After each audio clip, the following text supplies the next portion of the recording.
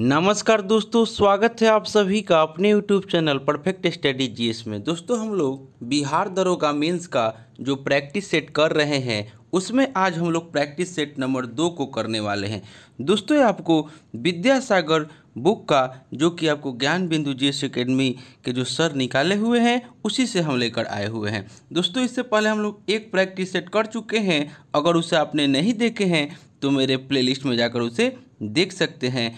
और दोस्तों, आपसे एक रिक्वेस्ट है कि आप मेरे चैनल पर नए हैं तो प्लीज़ इसे सब्सक्राइब कर लें, इसे लाइक करना ना भूलें, दोस्तों में शेयर करें फेसबुक, व्हाट्सएप, टेलीग्राम के माध्यम से। अगर दोस्तों आपको इसका पीडीएफ चाहिए तो डिस्क्रिप्शन में हम टेलीग्राम का लिंक दे देंगे, आप लोग वहां से प्राप्त कर सकते हैं।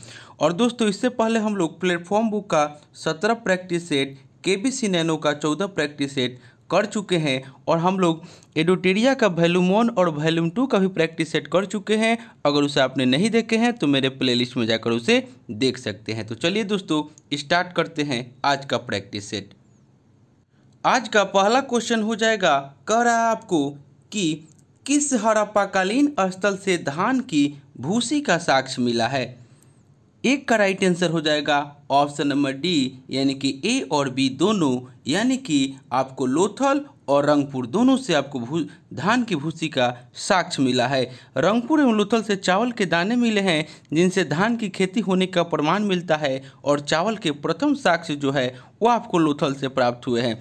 सिंधु सभ्यता में कृषि संगठित रूप से की जाती थी तथा अधिशेष उत्पादन होता था और कालीबंगा से जुते हुए खेत हल की प्रतिकृति के साक्ष्य प्राप्त हुए हैं। और सबसे पहले कपास पैदा करने का श्रेय सिंधु सभ्यता के लोगों को है और सिंधु सभ्यता अश्व केंद्रित नहीं थी, हालांकि सुरकोटता से घोड़े के अवशेष प्राप्त हुए हैं। और लोथल जो था लोथल से एक गोदीबारा प्राप्त हुआ है।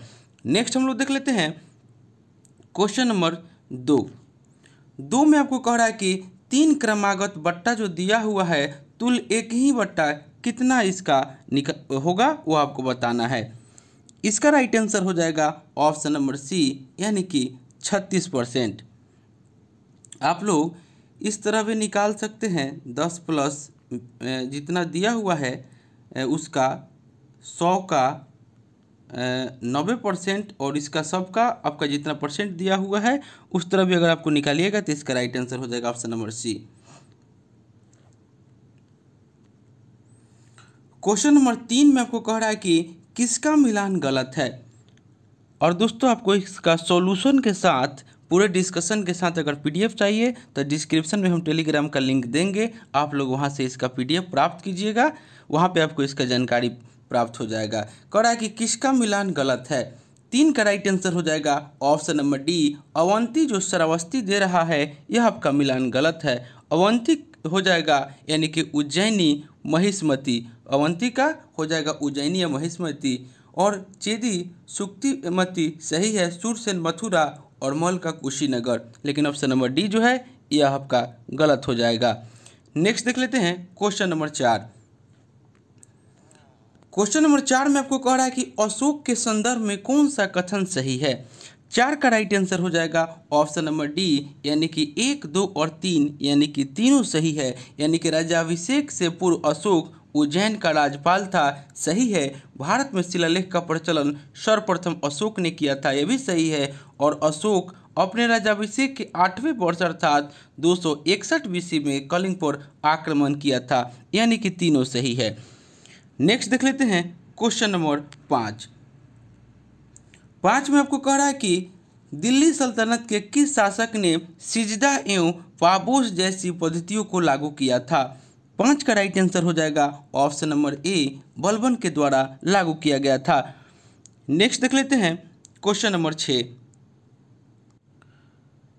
क्वेश्चन नंबर 6 में आपको कह रहा है कि गुजरात के शासक बहादुर शाह की हत्या किस पुर्तगाली गवर्नर ने धोखे से कर दी थी।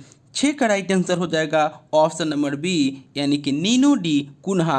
1537 ईस्वी में पुर्तगाली गवर्नर नीनो डी कुन्हा ने बहादुर शाह की हत्या धोखे से कर दी। नेक्स्ट देख लेते हैं क्वेश्चन नंबर 7 में आपको कह रहा है कि निम्नलिखित में से कौन सा कथन सही है। 7 का राइट आंसर हो जाएगा ऑप्शन नंबर बी, यानी कि 1 और 2 दोनों सही है।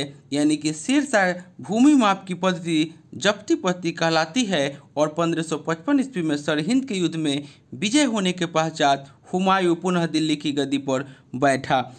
कन्नौज या बिलग्राम की लड़ाई जो हुआ था वह आपको 1540 में हुआ था। यानी कि ऑप्शन नंबर जो 3 में दे रहा है, यानी कि आपको 1540 ईस्वी में कन्नौज या बिलग्राम की लड़ाई हुई थी और शेरशाह ने हुमायूं को अंतिम रूप से पराजित किया तथा हुमायूं अपनी जान बचाकर ईरान की तरफ पलायन कर गया। और शेरशाह ने भूमि मापने के लिए 39 अंगुल या 32 इंच वाला सिकंदरी गज एवं सन की डंडी मापन का प्रयोग किया था। यानी कि ऑप्शन नंबर इसका बी हो जाएगा, यानी कि 1 और 2। नेक्स्ट देख लेते हैं क्वेश्चन नंबर 8।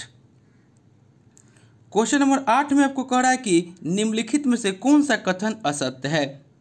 8 का राइट आंसर हो जाएगा ऑप्शन नंबर बी, यानी कि ब्रिटिश भारत के सर्वाधिक क्षेत्र पर अस्थायी बंदोबस्त लागू थी। यह आपका असत्य है। ब्रिटिश भारत के सर्वाधिक क्षेत्रफल पर रैयतवाड़ी व्यवस्था लागू थी, जो कि ब्रिटिश भारत के 51% भूभाग पर लागू की गई थी। इसके बाद आपको इस अस्थायी स्तंभरारी जमेदारी बंदोबस्त की शुरुआत जो हुआ था वह आपको 1793 ईस्वी में लॉर्ड कॉर्नवालिस के द्वारा किया गया था और यह बंगाल, बिहार, उड़ीसा, मद्रास के उत्तरी जिले तथा बनारस सहित ब्रिटिश भारत के 19% भूभाग पर लागू की गई थी। और रैयतवाड़ी बंदोबस्त की शुरुआत थॉमस मुनरो तथा कैप्टन रीड के द्वारा की गई थी और यह व्यवस्था तमिलनाडु, मद्रास, बम्बई प्रेसिडेंसी के कुछ हिस्सों तक असम के क्षेत्र में लागू की गई थी। उसके बाद एक था महलवाड़ी बंदोबस्त। महलवाड़ी बंदोबस्त जो था वह आपको ब्रिटिश भूभाग के 30% भाग पर लागू थी और इस बंदोबस्त के सामूहिक रूप से गांव के भूस्वामी होने का दावा करने वाले जमींदारों से बंदोबस्त किया गया था। और इस व्यवस्था के अंतर्गत दक्कन के कुछ जिले, संयुक्त प्रांत, आगरा, अवध, मध्य प्रांत और पंजाब के कुछ हिस्से शामिल थे। यानी कि इसका राइट आंसर हो जाएगा ऑप्शन नंबर बी, यानी कि ब्रिटिश भारत के सर्वाधिक क्षेत्रों पर अस्थायी बंदोबस्त लागू थी। यह सही नहीं है। नेक्स्ट देख लेते हैं क्वेश्चन नंबर 9 में कह रहा है कि निम्नलिखित में से किसका मिलान गलत है। 9 का राइट आंसर हो जाएगा ऑप्शन नंबर डी, यानी कि इंडिया फॉर इंडियन जो कि जवाहरलाल नेहरू दे रहा है यह आपका सही नहीं है। इंडिया फॉर इंडियन के लेखक जो है वह आपको चित्तरंजन दास थे।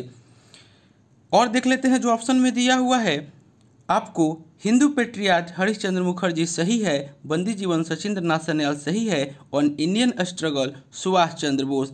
ऑप्शन नंबर डी जो है यह मिलान गलत हो जाएगा, जवाहरलाल नेहरू ना होके यहाँ पे चित्तरंजन दास हो जाएगा।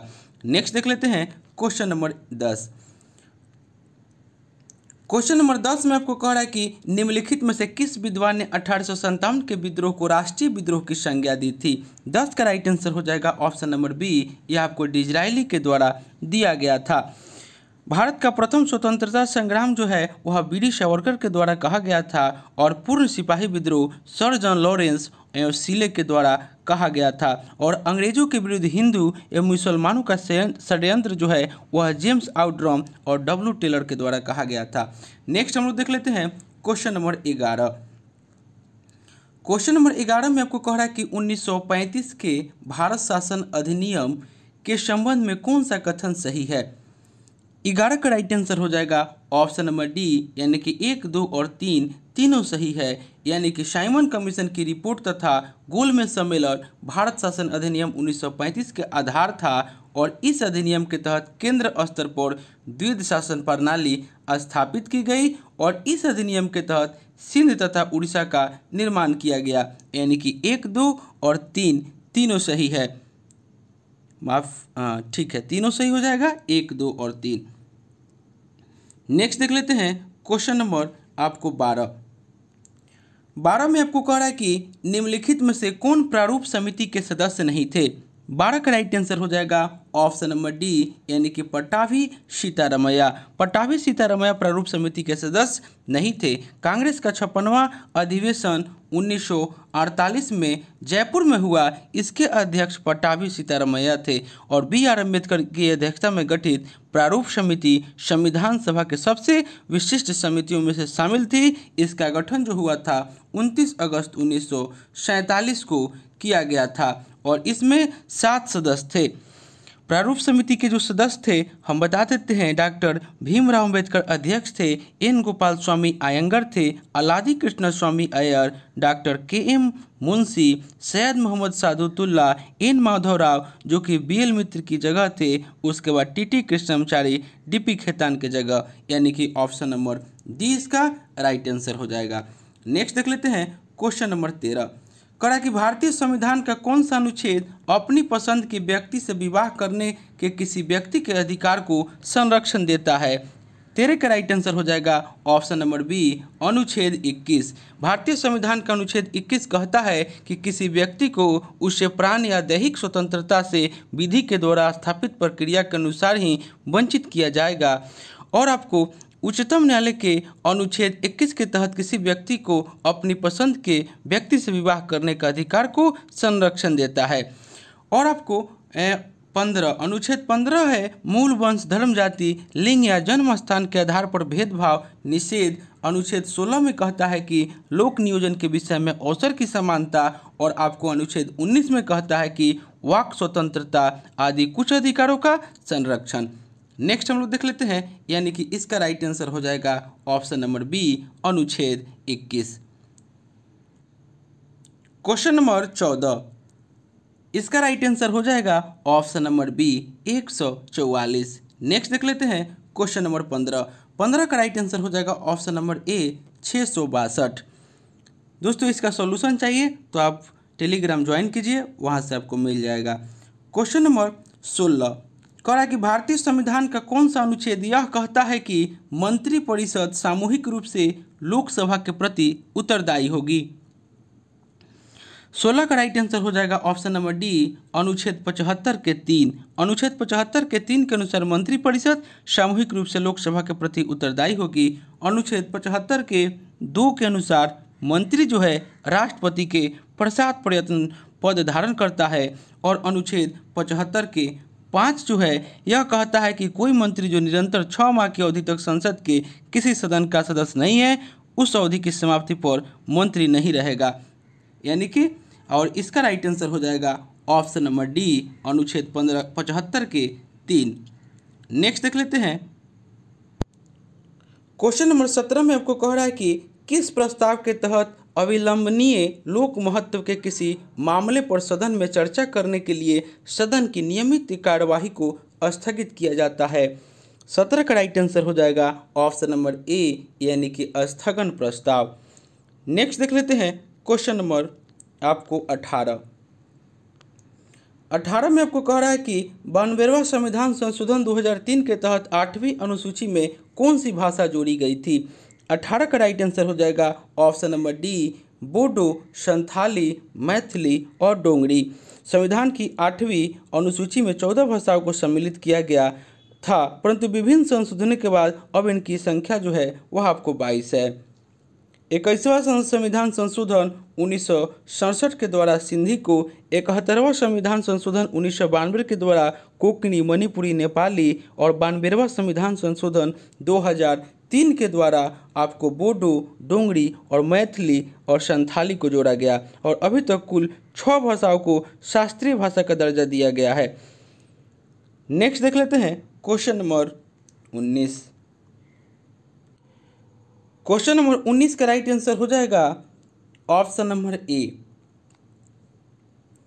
नेक्स्ट देख लेते हैं क्वेश्चन नंबर 20। क्वेश्चन नंबर 20 में आपको कह रहा है कि केंद्रीय सतर्कता आयुक्त की नियुक्ति राष्ट्रपति एक समिति की सिफारिश पर करता है। इस समिति में कौन से सदस्य नहीं होते हैं। इस समिति में कौन से सदस्य जो है वह नहीं होते हैं। 20 का राइट आंसर हो जाएगा ऑप्शन नंबर डी यानी कि भारत का मुख्य न्यायाधीश। नेक्स्ट देख लेते हैं क्वेश्चन नंबर 21।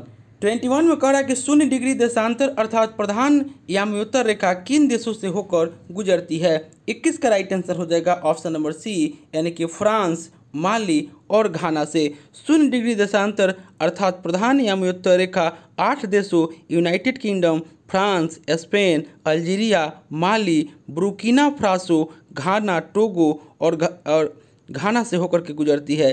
किसी स्थान की कोणीय दूरी जो प्रधान याम्योत्तर यानी कि 0 डिग्री देशांतर के पूर्व और पश्चिम में होती है देशांतर कहलाती है।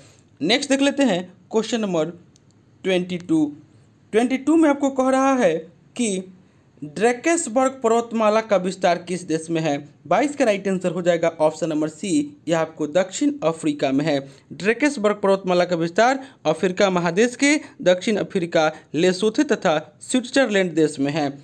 नेक्स्ट देख लेते हैं क्वेश्चन नंबर 23 में आपको मिलान करना है। 23 का राइट आंसर हो जाएगा ऑप्शन नंबर ए, यानी कि पैम्पेरो जो है वह आपको अर्जेंटीना हो जाएगा, ब्रिस्टल स्पेन तथा फ्रांस, बुरान रूस और विलीबाब जो है वह अलास्का हो जाएगा, यानी कि ऑप्शन नंबर ए इसका राइट आंसर हो जाएगा। ये आपको स्थानीय शीतल हवाएं हैं। नेक्स्ट देख लेते हैं क्वेश्चन नंबर 24 में आपको कह रहा है कि बेरिंग जल संधि किन दो सागरों को आपस में जोड़ती है। 24 का राइट आंसर हो जाएगा ऑप्शन नंबर ए, यानी कि बेरिंग सागर एवं चुस्की सागर को।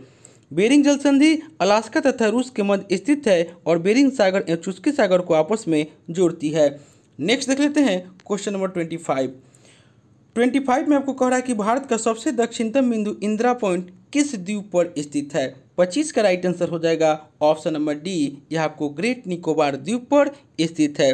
भारत का दक्षिणतम बिंदु इंदिरा पॉइंट ग्रेट निकोबार द्वीप पर स्थित है और भारत का दक्षिणतम बिंदु जो है वो आपको 6 डिग्री 4 मिनट उत्तरी अक्षांश पर स्थित है और भारत का उत्तरी बिंदु इंदिरा कोल है जो कि लद्दाख में स्थित है।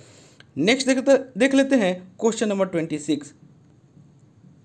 इसका राइट आंसर हो जाएगा ऑप्शन नंबर बी, यानी कि न्यून कोन ट्रायंगल।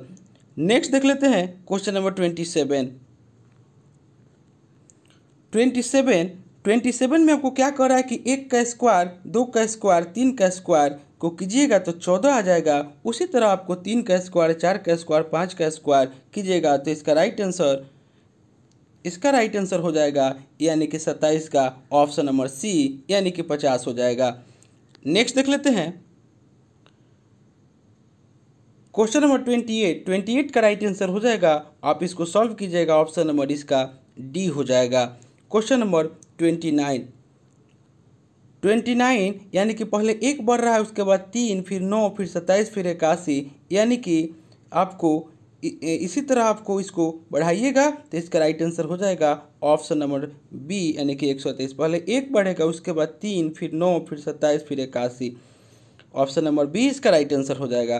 क्वेश्चन नंबर 30 कह रहा है कि किसका मिलान गलत है। 30 का राइट आंसर हो जाएगा ऑप्शन नंबर ए, जो जिला दर्रा जो सिक्किम दे रहा है आपका गलत है, जो जिला दर्रा जम्मू कश्मीर में है, नीति दर्रा उत्तराखंड सही है, यांग्याप दर्रा अरुणाचल प्रदेश सही है और सिपकिला दर्रा हिमाचल प्रदेश सही है। ऑप्शन नंबर ए जो मिलान गलत हो जाएगा। नेक्स्ट देख लेते हैं क्वेश्चन नंबर 31 में कह रहा है कि किस पर्वत श्रेणी को गुजरात में राजपीपला के नाम से जाना जाता है। 31 का राइट आंसर हो जाएगा ऑप्शन नंबर सी, यानी कि सतपुरा श्रेणी को गुजरात में राजपीपला, मध्य प्रदेश में महादेव एवं छत्तीसगढ़ में मैकाल श्रेणी के रूप में जाना जाता है। और दोस्तों यह प्रैक्टिस सेट ये सुबह में लेकर के हम आएंगे और शाम में आपको KBC नैनो का भी प्रैक्टिस सेट चलेगा शाम में 8 बजे से, तो आप लोग उसे भी आप लोग देखिएगा। नेक्स्ट देख लेते हैं, इसके बारे में कुछ जान लें। सतपुरा श्रेणी को गुजरात में राजपीपला, मध्य प्रदेश में महादेव, छत्तीसगढ़ में मैकाल श्रेणी के रूप में जाना जाता है और यह नर्मदा और ताप्ती के भ्रंश घाटियों के मध्य स्थित है और यह एक प्राचीन ब्लॉक पर्वत है और इसका right answer option number C, Satpura श्रेणी। नेक्स्ट देख लेते हैं क्वेश्चन नंबर 32 में आपको कह रहा है कि तसोमगो तथा तसोलम झील कहाँ अवस्थित है। तसोमगो तथा तसोलम झील कहाँ अवस्थित है। 32 का राइट आंसर हो जाएगा ऑप्शन नंबर बी, यह आपको सिक्किम में अवस्थित है। नेक्स्ट देख लेते हैं क्वेश्चन नंबर 33 33 में आपको कह रहा है कि सूती वस्त्र का पहला सफल आधुनिक कारखाना कहाँ खोला गया था। 33 का राइट आंसर हो जाएगा ऑप्शन नंबर ए, मुंबई में। भारत में सूती वस्त्र का पहला सफल आधुनिक कारखाना 1854 ईस्वी में मुंबई में काओसजी डावर के द्वारा खोला गया था। नेक्स्ट देख लेते हैं क्वेश्चन नंबर 34। 34 में वो कह रहा है कि निम्नलिखित कथनों में से कौन सा सही है।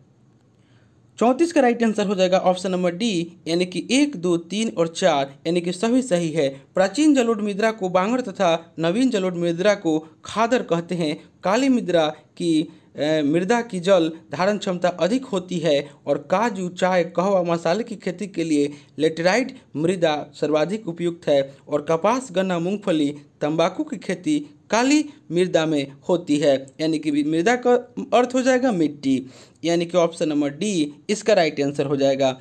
नेक्स्ट देख लेते हैं क्वेश्चन नंबर 35। कह रहा है कि भारतीय लघु उद्योग विकास बैंक यानी कि सिडबी की स्थापना कब हुई थी। 35 का राइट आंसर हो जाएगा ऑप्शन नंबर सी, 1990 ईस्वी में। सिडबी की स्थापना 2 अप्रैल 1990 ईस्वी को अति लघु तथा मझौले उद्योगों को वित्तीय प्रोत्साहन तथा विकास के लिए की गई थी और इसका मुख्यालय लखनऊ में है। नेक्स्ट देख लेते हैं क्वेश्चन नंबर 36। 36 का राइट आंसर हो जाएगा option number C, 13.1/3 day. Next देख लेते हैं क्वेश्चन नंबर 37। क्वेश्चन नंबर 37 में आपको कह रहा है कि राजस्व घाटा बराबर होता है। 37 का राइट आंसर हो जाएगा ऑप्शन नंबर ए, यानी कि कुल राजस्व प्राप्ति जो है वह कुल राजस्व व्यय के बराबर होता है। नेक्स्ट देख लेते हैं ऑप्शन नंबर ए, इसका राइट आंसर हो जाएगा क्वेश्चन नंबर 38। 38 का राइट आंसर हो जाएगा ऑप्शन नंबर सी, यानी कि 60 रुपया।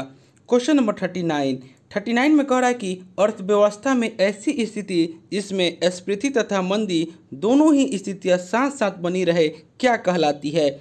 39 का राइट आंसर हो जाएगा ऑप्शन नंबर ए, उसको स्टैगफ्लेशन कहते हैं। नेक्स्ट देख लेते हैं क्वेश्चन नंबर 40। क्वेश्चन नंबर 40 में कह रहा है कि मिलान करना है, नित्य है और उसका राज्य है। 40 का राइट आंसर हो जाएगा ऑप्शन नंबर ए, यानी कि जाबरू जो है वह आपको लद्दाख का हो जाएगा, यक्षगान कर्नाटक का और अंगिया नाट जो है वह असम का और गिद्धा पंजाब का हो जाएगा। यानी कि 40 का right answer option number A हो जाएगा। नेक्स्ट देख लेते हैं क्वेश्चन नंबर 41। 41 का राइट आंसर हो जाएगा ऑप्शन नंबर डी, 840 रुपया। नेक्स्ट देख लेते हैं क्वेश्चन नंबर 42। 42 का राइट आंसर हो जाएगा option number B. Question number 43 में कह रहा है आपको कि साहित्य अकादमी की स्थापना कब हुई थी। 43 का राइट आंसर हो जाएगा ऑप्शन नंबर बी, 1954 ईस्वी में। वर्ष 1954 में साहित्य अकादमी की स्थापना हुई थी और आपको नेशनल अकादमी ऑफ लीडर्स भी इसे कहा जाता है और देश में साहित्यिक संवाद, साहित्य के प्रकाशन और उन्नयन के लिए यह केंद्रीय संस्था है। ऑप्शन नंबर 20 का राइट आंसर हो जाएगा। क्वेश्चन नंबर 44 में कह रहा है कि आंध्र भूमियों पर रामसर सम्मेलन किस वर्ष में आयोजित हुई थी। 44 का राइट आंसर हो जाएगा ऑप्शन नंबर ए, 1971 ईस्वी में आयोजित हुई थी। दोस्तों यह डेली प्रैक्टिस सेट आपको 9 AM में आ जाएगा, आपको 9 बजे आपको सुबह में मिलेगा ये प्रैक्टिस सेट डेली, यानी कि इसका right answer option number A हो जाएगा। क्वेश्चन नंबर 45 कह रहा है कि किसका मिलान गलत है। 45 का राइट आंसर हो जाएगा ऑप्शन नंबर सी, गोल क्रांति जो मटर उत्पादन दे रहा है सही नहीं है। गोल क्रांति आलू उत्पादन से है, बादामी क्रांति मसाला उत्पादन, भूरी क्रांति कोको उत्पादन और रजत रेशा क्रांति कपास उत्पादन सही है। ऑप्शन नंबर सी जो है गलत हो जाएगा। क्वेश्चन नंबर 46 में आपको कह रहा है कि राठी जो है वह किस पालतू जानवर की एक नस्ल है। 46 का राइट आंसर हो जाएगा ऑप्शन नंबर डी, यह आपको गाय की एक नस्ल है। नेक्स्ट देख लेते हैं क्वेश्चन नंबर 47 में कह रहा है कि रक्षा उत्पादन से जुड़े सार्वजनिक संस्थान के उसके मुख्यालय के साथ किसका मिलान गलत है। 47 का राइट आंसर से हो जाएगा ऑप्शन नंबर सी, यानी कि मिश्र धातु निगम लिमिटेड जो अहमदाबाद दे रहा है आपका गलत है, यह आपको हैदराबाद में है। और भारत इलेक्ट्रॉनिक लिमिटेड बेंगलुरु सही है, भारत डायनेमिक लिमिटेड हैदराबाद सही है और भारत अर्थ मूवर्स लिमिटेड बेंगलुरु सही है। यह आपका मिलान गलत हो जाएगा, अहमदाबाद ना होकर के हैदराबाद हो जाएगा। नेक्स्ट देख लेते हैं क्वेश्चन नंबर 48 करा कि वोल्ट मीटर को सदैव किस क्रम में जोड़ा जाता है। 48 का राइट आंसर हो जाएगा ऑप्शन नंबर बी, समानांतर क्रम में। नेक्स्ट देख लेते हैं क्वेश्चन नंबर 49 करा कि पानी में नमक मिलाने पर उसका क्वथनांक। 49 का राइट आंसर हो जाएगा ऑप्शन नंबर ए, यानी कि बढ़ जाता है। पानी में नमक मिलाने पर उसका क्वथनांक बढ़ जाता है, जबकि उसका हिमांक जो है वह घट जाता है। और दाब बढ़ाने से भी जल का क्वथनांक बढ़ जाता है। ऑप्शन नंबर ए इसका राइट आंसर हो जाएगा। क्वेश्चन नंबर 50 में कह रहा है कि जब प्लेटफॉर्म पर ट्रेन पहुंचती है तो प्लेटफॉर्म के किनारे खड़े व्यक्ति गाड़ी की ओर खिंचाव महसूस करती है, इसका संबंध किससे है। 50 का राइट आंसर हो जाएगा ऑप्शन नंबर डी, बर्नौली प्रमेय से। नेक्स्ट देख लेते हैं क्वेश्चन नंबर 51 कड़ा कि निम्नलिखित में से कौन सा कथन सही है। 51 का राइट आंसर हो जाएगा ऑप्शन नंबर सी, 1 और 2 दोनों सही है। स्थिर ताप पर किसी गैस की निश्चित मात्रा का दाब गैस के आयतन के व्युत्क्रमानुपाती होता है और स्थिर दाब पर गैस की निश्चित मात्रा का आयतन उसके परम ताप के समानुपाती होता है, यानी कि ऑप्शन नंबर सी इसका राइट आंसर हो जाएगा। नेक्स्ट देख लेते हैं क्वेश्चन नंबर 52 कड़ा कि हाइड्रोजन बम किसने विकसित किया था। 52 का राइट आंसर हो जाएगा ऑप्शन नंबर ए, यानी कि एडवर्ड टेलर के द्वारा विकसित किया गया था। हाइड्रोजन बम नाभिकीय संलयन अभिक्रिया पर कार्य करती है, जबकि परमाणु बम नाभिकीय विखंडन अभिक्रिया पर कार्य करती है। और परमाणु बम की खोज रॉबर्ट ओपेनहीमर के द्वारा किया गया था और न्यूट्रॉन बम की खोज सैमुअल कोहेन के द्वारा किया गया था। नेक्स्ट देख लेते हैं क्वेश्चन नंबर 53 में कह रहा है कि किसका मिलान गलत है। पदार्थ है और उसका पीएच मान है। 53 का राइट आंसर हो जाएगा ऑप्शन नंबर सी, यानी कि दूध का पीएच मान 3.5 से और 3.8 दे रहा है, यह गलत है। दूध का पीएच मान जो है वो आपको 6.4 होता है। मानव मूत्र का पीएच मान 5.5 से 7.5 सही है। मानव रक्त का 7.3 से 7.5 सही है और नींबू का 2.2 से 2.4 ये भी आपका सही। ऑप्शन नंबर सी जो है यह आपको गलत हो जाएगा। नेक्स्ट देख लेते हैं क्वेश्चन नंबर 54 का राइट आंसर हो जाएगा option number C 160। Question number 55 में आपको कह रहा है कि कौन सा कथन सही है। 55 का राइट आंसर हो जाएगा ऑप्शन नंबर सी, 1 और 2 दोनों, यानी कि माइटोकॉन्ड्रिया केवल यूकैरियोटिक कोशिका में पाई जाती है और प्रोकैरियोटिक कोशिकाओं में माइटोकॉन्ड्रिया के समरूप रचनाएं मीसोसोम पाई जाती है, यानी कि 1 और 2 दोनों सही है। नेक्स्ट देख लेते हैं क्वेश्चन नंबर 56 में कह रहा है कि पित्त रस कहाँ से स्रावित होता है। 56 का राइट आंसर हो जाएगा ऑप्शन नंबर बी, यह आपको यकृत से स्रावित होता है जो कि पित्ताशय में संचित रहता है, यानी कि ऑप्शन नंबर बी इसका राइट आंसर हो जाएगा। नेक्स्ट देख लेते हैं क्वेश्चन नंबर 57 कह रहा है कि किस पदार्थ की उपस्थिति के कारण रुधिर में उपस्थित प्रोथ्रोम्बिन नामक पदार्थ थ्रोम्बिन में परिवर्तित हो जाता है। 57 का राइट आंसर हो जाएगा ऑप्शन नंबर सी, यानी कि थ्रोम्बोप्लास्टिन प्लस कैल्शियम। थ्रोम्बोप्लास्टिन एवं कैल्शियम की उपस्थिति में रुधिर में उपस्थित प्रोथ्रोम्बिन नामक पदार्थ थ्रोम्बिन में परिवर्तित हो जाता है। ऑप्शन नंबर सी इसका राइट आंसर हो जाएगा। क्वेश्चन नंबर 58 कह रहा कि विक्र किडनी की कार्यात्मक एवं रचनात्मक इकाई है। 58 का राइट आंसर हो जाएगा option number B, nephron. Next देख लेते हैं क्वेश्चन नंबर 59 निम्नलिखित को सही मिलान करना है। 59 का राइट आंसर हो जाएगा ऑप्शन नंबर सी, यानी कि विटामिन के को फिलोक्विनोन कहते हैं, इनका रासायनिक नाम है। और विटामिन ए का रासायनिक नाम रेटिनॉल। विटामिन ई का रासायनिक नाम जो हो जाएगा वह टोकोफेरॉल और डी का रासायनिक नाम कैल्सीफेरॉल हो जाएगा, यानी कि ऑप्शन नंबर सी इसका राइट आंसर हो जाएगा। और विटामिन B1 को थायमिन कहते हैं, जो कि भी आपको एग्जाम में पूछा हुआ है कि विटामिन B1 का रासायनिक नाम थायमिन होता है। और एक होता है विटामिन B12 जिसको हम लोग साइनोकोबाल्मिन के नाम से जानते हैं। नेक्स्ट देख लेते हैं क्वेश्चन नंबर 60 नंबर कह रहा है कि ईरानी कप का संबंध किस खेल से है। 60 का राइट आंसर हो जाएगा ऑप्शन नंबर ए, यह आपको क्रिकेट से है। क्रिकेट में Ranji trophy, Irani cup, Delhi trophy, Cooch Behar trophy, C K Naidu trophy, Deodhar trophy, यह आपको क्रिकेट से हो जाएगा। नेक्स्ट देख लेते हैं क्वेश्चन नंबर 61 में कह रहा है कि किसका मिलान गलत है। 61 का राइट आंसर हो जाएगा ऑप्शन नंबर सी, IMF 1948 गलत है। IMF की स्थापना 1945 में हुआ था। यूनेस्को 1945 सही है, WHO 1948 सही है और ILO 1919 सही है। और आपको IMF जो है यूनेस्को की स्थापना जो हुआ था 1945 में की गई थी, उसका मुख्यालय पेरिस में है। और आपको IMF का मुख्यालय जो है वह आपको वाशिंगटन DC में है। और आपको WHO का मुख्यालय जेनेवा में और ILO का जो मुख्यालय है ये भी आपको जेनेवा में है। नेक्स्ट देख लेते हैं क्वेश्चन नंबर 62 में आपको कह रहा है कि एशियाई विकास बैंक का मुख्यालय कहाँ है। 62 का राइट आंसर हो जाएगा ऑप्शन नंबर बी, मनीला में है। और इसकी स्थापना हुआ था 1966 में और इसका मुख्यालय मनीला में है। और वर्तमान समय में इसमें आपको 68 सदस्य देश है। नेक्स्ट देख लेते हैं क्वेश्चन नंबर 63, कह रहा है कि किसका मिलान गलत है। 63 का राइट आंसर हो जाएगा ऑप्शन नंबर सी, केंद्रीय उत्पाद शुल्क दिवस जो 20 फरवरी दे रहा है यह आपका सही नहीं है।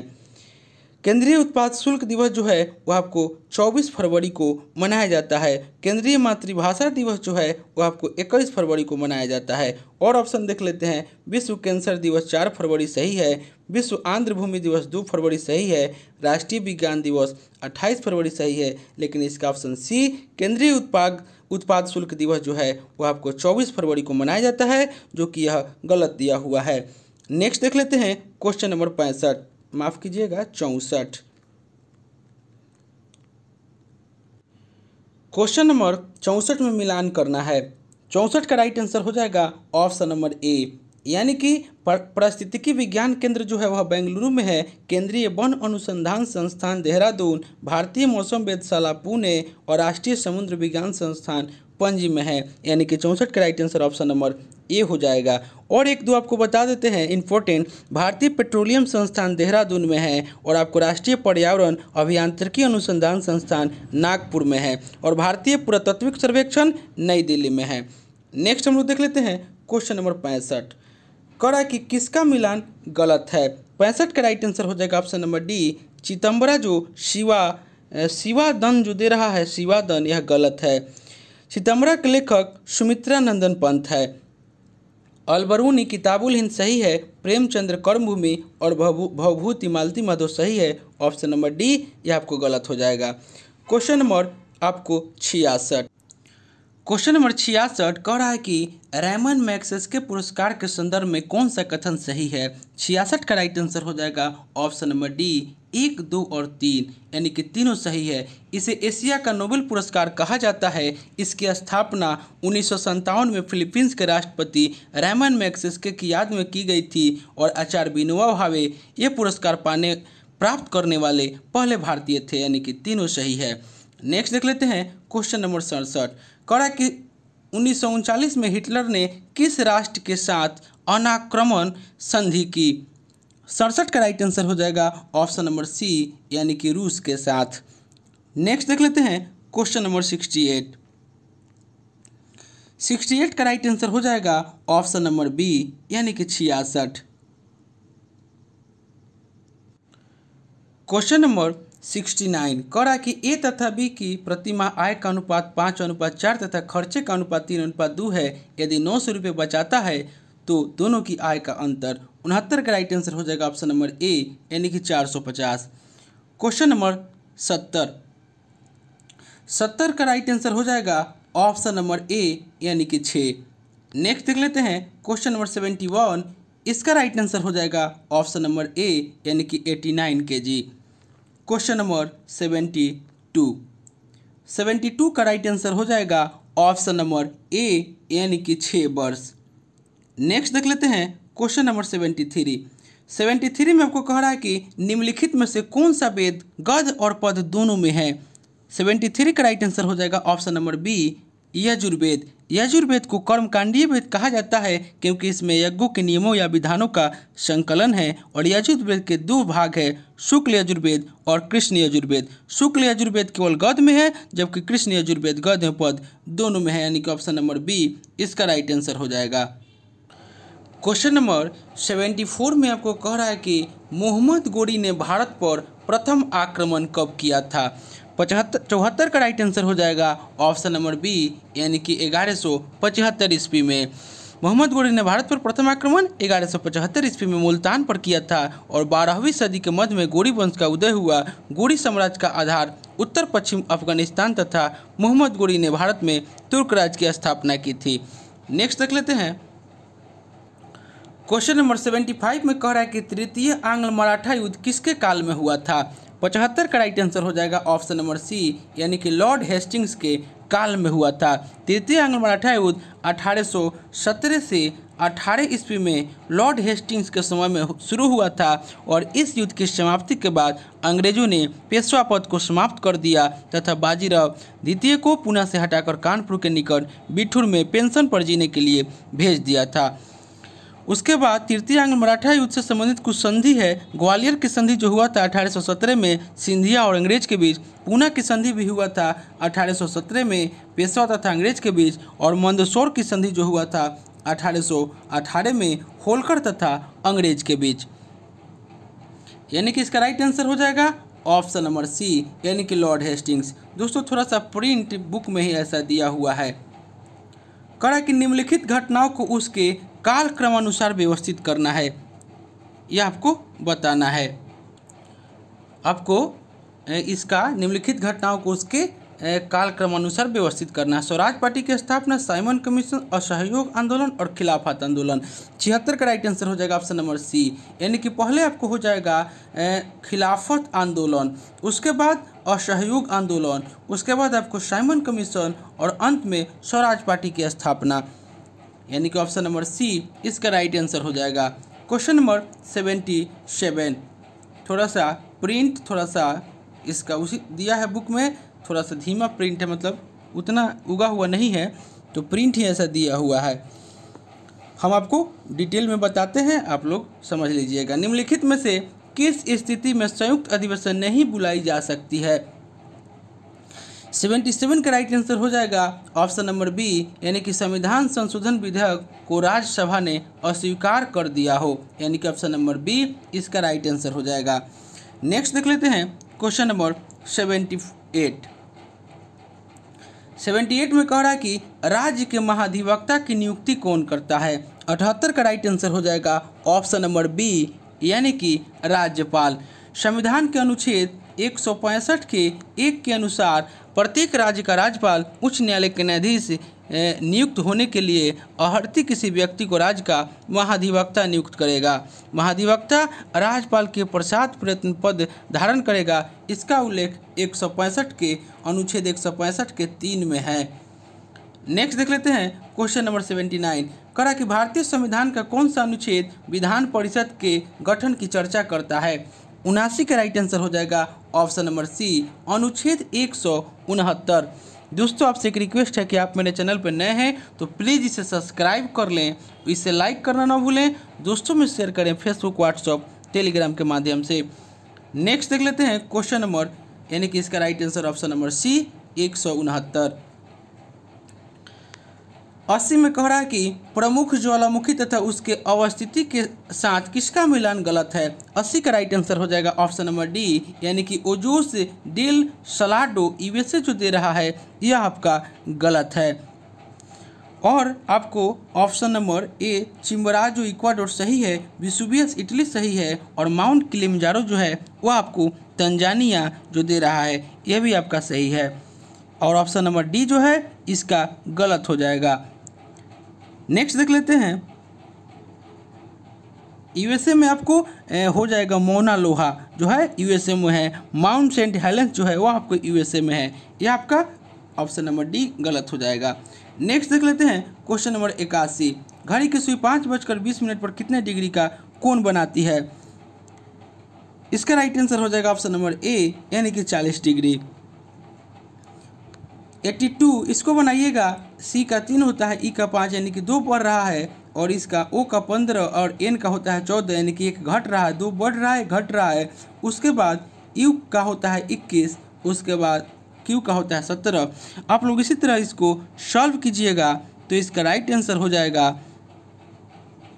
दोस्तों यहाँ पे आपको 82 में जो दे रहा है CO यहाँ पे CO जो है यहाँ पे मिस प्रिंट हो गया है, यहाँ पे L होना चाहिए, यानी कि CLOUD होगा। यहाँ पे जो दे रहा है यहाँ पे हो जाएगा CLOUD। यहाँ पे आप लोग सुधार कर लीजिएगा, CLOUD हो जाएगा यहाँ पे, ये जो गलत प्रिंट हो गया है। उसके बाद यहाँ पे C का 3 होता है और E का 5 यानी कि 2 बढ़ रहा है, L का 12, N का 14 2 बढ़ रहा है, O का 15, Q का 17 2 बढ़ेगा, फिर U का 21 और W का 23 2 बढ़ेगा, फिर D का 4, F का 6 यानी कि 2 बढ़ेगा। उसी तरह इसमें भी 2 2 बढ़ाइएगा तो इसका राइट आंसर हो जाएगा ऑप्शन नंबर बी। नेक्स्ट देख लेते हैं क्वेश्चन नंबर 83। इसका राइट आंसर हो जाएगा ऑप्शन नंबर ए, यानी कि माँ होगा इसका राइट आंसर। नेक्स्ट देख लेते हैं क्वेश्चन नंबर 84। 84 में कह रहा है कि इतना में अक्षरों के ऐसे कितने जोड़े हैं जिनमें से प्रत्येक के बीच शब्द में उतने ही अक्षर हैं जितने कि अंग्रेजी वर्णमाला में उनके बीच है। दोस्तों इस टाइप का जो क्वेश्चन आता है तो आपको अल्फ़ाबेट का क्रम होता है उसके अनुसार इसको बनाया जाता है। जैसे यहाँ आर है तो आर से हम लोग आगे बढ़ेंगे, आर के बाद STUV नहीं कोई भी आ रहा है, ई के बाद F हो जाएगा तो यानी कि एक मिल गया, फिर FEFGHI कोई नहीं आ रहा है, फिर F के बाद FGHI नहीं आ रहा है, O के बाद OPQ कोई भी नहीं आ रहा है, फिर R के बाद नहीं आ रहा है, फिर इधर से भी हम लोग पढ़ेंगे MNO फिर एक मिल गया, OPQR MNOPQR यानी कि फिर यहाँ से मिल गया R, फिर R से फिर देखेंगे RST नहीं होगा, OPQR O से भी मिल गया। तो यहाँ पे 4 ठो जो है आपको यहाँ पे मिल रहा है यानी कि 3 से अधिक, यानी कि ऑप्शन नंबर डी इसका राइट आंसर हो जाएगा। यह क्वेश्चन जितना भी आता है इस टाइप का वह इसी तरह बनता है, यानी कि दोनों तरफ से अल्फ़ाबेट का आपका क्रम जो है उसको आप लोग गिनिएगा, उसका राइट आंसर हो जाएगा। नेक्स्ट देख लेते हैं क्वेश्चन नंबर 35, माफ़ कीजिएगा 85 में आपको कह रहा है कि पूर्णा, गिरना, पंजरा, बोरी, गोमई, अरना ये सभी किसकी सहायक नदी है। 85 का राइट आंसर हो जाएगा ऑप्शन नंबर डी, यह ताप्ती या तापी की सहायक नदी है। नेक्स्ट देख लेते हैं क्वेश्चन नंबर 86 में कह रहा है कि अनुसूचित बैंकों के द्वारा रिजर्व बैंक के पास अपनी संपूर्ण जमा देयता का एक निश्चित अनुपात नकद के रूप में रखना अनिवार्य होता है, इसे बैंकिंग भाषा में क्या कहते हैं। 86 का राइट आंसर हो जाएगा ऑप्शन नंबर ए, इसे नकद कुश अनुपात यानी कि CRR कहते हैं। नेक्स्ट देख लेते हैं क्वेश्चन नंबर 87, कह रहा है कि ऊर्जा पिरामिड हमेशा होता है। 87 का राइट आंसर हो जाएगा ऑप्शन नंबर ए, यह आपको सीधा होता है। ऊर्जा पिरामिड एक ऐसा पिरामिड है जो हमेशा सीधा ही होता है, क्योंकि ऊर्जा का प्रवाह एक दिशीय होता है और प्रत्येक पोषण स्तर पर ऊर्जा का कुछ न कुछ व्यय अवश्य होता है। ऑप्शन नंबर ए इसका राइट आंसर हो जाएगा। क्वेश्चन नंबर 88, करा कि किस मानव रहित विमान का नाम बदलकर तपस BS-201 रखा गया है। 88 का राइट आंसर हो जाएगा ऑप्शन नंबर सी, यानी कि रुस्तम 2 का ऑप्शन नंबर सी इसका राइट आंसर हो जाएगा। क्वेश्चन नंबर 89 में कह रहा है कि न्यूटन के किस नियम से बल की परिभाषा प्राप्त होती है। 89 का राइट आंसर हो जाएगा ऑप्शन नंबर बी, यानी कि गति के प्रथम नियम से आपको बल की परिभाषा। न्यूटन के गति विषयक प्रथम नियम, यदि कोई वस्तु विराम अवस्था में है तो वह विराम अवस्था में ही रहेगी, या यदि एक समान चाल से सीधी रेखा में चल रही है तो वैसे ही चली रहेगी जब तक कि उस पर कोई बाह्य बल आरोपित न हो। और इस नियम को गैलीलियो का नियम या जड़त्व का नियम कहते हैं। और न्यूटन के द्वितीय गति नियम किसी वस्तु के संवेग में परिवर्तन की दर उस वस्तु पर आरोपित बल के समानुपाती होता है और उसी दिशा में होती है जिस दिशा में बल कार्य करती है, यानी कि F बराबर m में। यानी कि इसका राइट आंसर हो जाएगा ऑप्शन नंबर ए, यानी कि पहले नियम से बल की परिभाषा मिलती है और दूसरे नियम से बल का व्यंजक प्राप्त होता है, यानी कि F बराबर ma। नेक्स्ट देख लेते हैं क्वेश्चन नंबर 90। क्वेश्चन नंबर 90 में कह रहा है कि यदि प्रकाश के मार्ग में कोई अवरोध रख देते हैं तो प्रकाश अवरोध के किनारों से मुड़कर आगे बढ़ता है। प्रकाश के इस गुण को प्रकाश का डैश कहते हैं। 90 का राइट आंसर हो जाएगा ऑप्शन नंबर डी, उसे हम लोग विवर्तन कहते हैं। क्वेश्चन नंबर 91 में कह रहा है कि निम्नलिखित में से सफ़ेद थोथा किसे कहा गया है।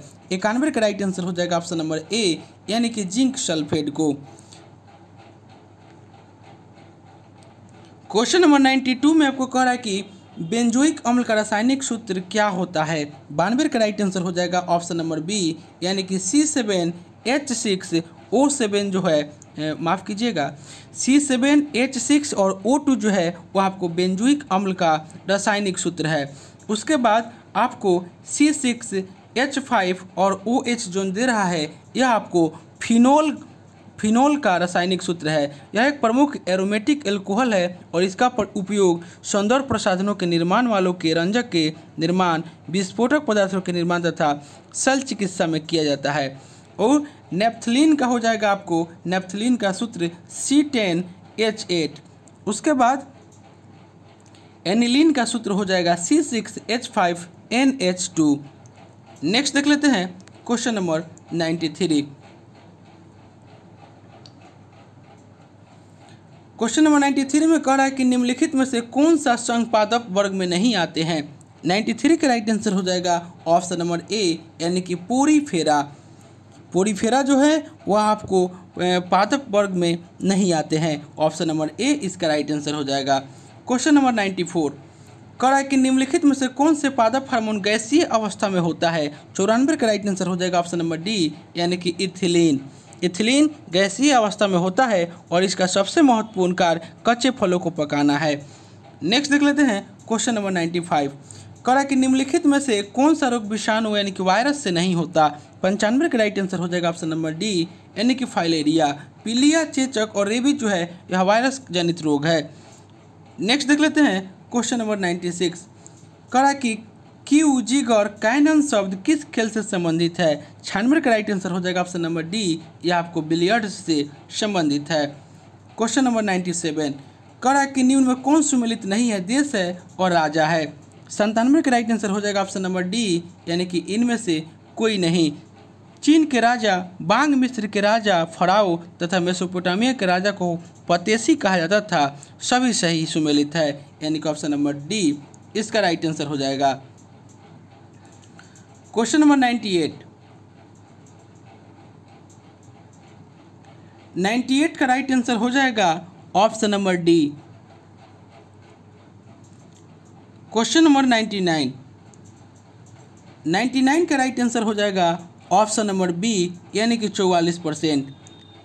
और आज का अंतिम क्वेश्चन जो है इसका राइट आंसर हो जाएगा ऑप्शन नंबर ए, यानी कि 110 डिग्री। तो दोस्तों यह प्रैक्टिस सेट जो हम लेकर आए थे यह आपको बिहार दरोगा मेंस का प्रैक्टिस सेट नंबर 2 था। इससे पहले दोस्तों हम लोग एक प्रैक्टिस सेट कर चुके हैं, अगर उसे आपने नहीं देखे हैं तो मेरे प्लेलिस्ट में जाकर उसे देख सकते हैं। और दोस्तों यह प्रैक्टिस सेट ज्ञान बिंदु GS रोशन आनंद सर के बुक से हम प्रैक्टिस सेट लेकर के आए हुए थे। दोस्तों आप मेरे चैनल पर नए हैं, इसे सब्सक्राइब कर लें, इसे लाइक करना ना भूलें, दोस्तों में शेयर करें फेसबुक, व्हाट्सअप, टेलीग्राम के माध्यम से। अगर आपको इसका PDF चाहिए तो डिस्क्रिप्शन में हम टेलीग्राम का लिंक दे दिए हैं, आप लोग वहाँ से प्राप्त कर सकते हैं। और दोस्तों इससे पहले हम लोग बिहार दरोगा मेंस का प्लेटफॉर्म का प्रैक्टिस सेट समाप्त कर चुके हैं। KBC नैनो बुक का प्रैक्टिस सेट हम लोग कर रहे हैं, जिसमें 14 प्रैक्टिस सेट कर चुके हैं। और आपको एडोटेरिया वॉल्यूम 1 वॉल्यूम 2 का भी प्रैक्टिस सेट हम लोग कर चुके हैं। अगर उसे आपने नहीं देखे हैं तो मेरे प्लेलिस्ट में जाकर उसे देख सकते हैं। तो चलिए दोस्तों मिलते हैं नेक्स्ट वीडियो में, तब तक के लिए धन्यवाद।